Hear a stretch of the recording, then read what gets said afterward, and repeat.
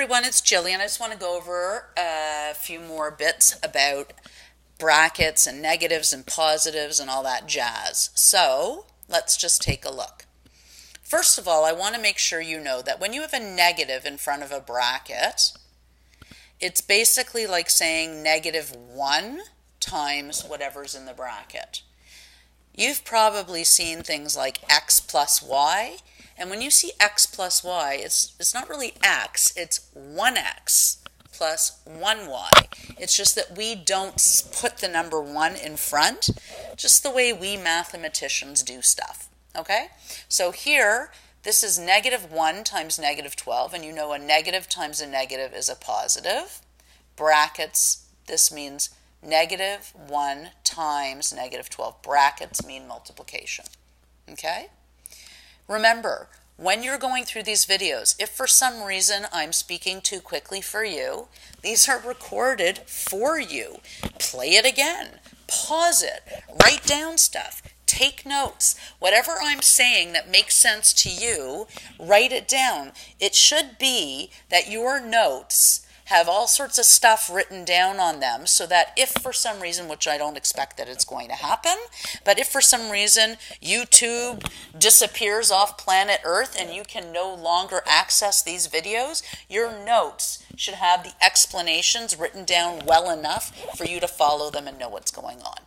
You have to learn to take notes, and there's tip number 1 of, I'm sure, many to come as we talk about math.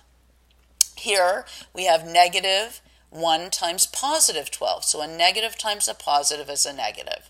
And the short form is that when the signs are the same and you're multiplying, the answer, or the product, which is called the answer when you multiply, is positive. And when you multiply and the signs are different, the product or the answer will be negative. Okay? Signs same, positive, signs different, negative with multiplying. Okay, so now let's do some steps here. Let's say if this question, -78 minus +11. So let's get rid of all these brackets and make it simpler. So we have -78. Negative times positive is -11. Now we did this with the number line. We know that negative means go left and positive means go right.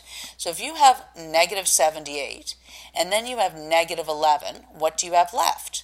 And if that language is kind of confusing to you, let's put it this way in a way that I'm sure will make sense to you. If you have $78 and you lose, think about winning and losing.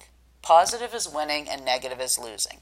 If you lose $78 and then you lose $11, you will have lost a total of $89. Now, if you cannot add when things are horizontal, go vertical. Just go like this, 78, 11, and add. Okay? You can just make your little note here on the side. It's good. Okay? Now let's do this one. Notice I'm putting an equal sign on the line. Not using equal signs is like writing an essay and not putting a capital letter at the beginning or a period at the end of the sentence. You just don't do it. So this is math grammar. Remember, math is a language and this is math grammar. You need an equal sign. So this line is now equal to 45 minus times minus is plus 22. And then you add them.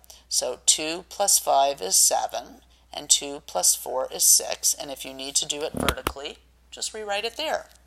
Let's keep going. -12 plus +11. Minus 12 plus 11. Well, if you're down $11 and then you're up, if you're down $12 and then you're up 11, in total you're just down $1, right?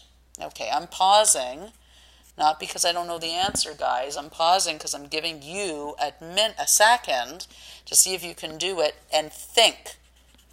Remember, part of the reason you go to school is to exercise your brain and think.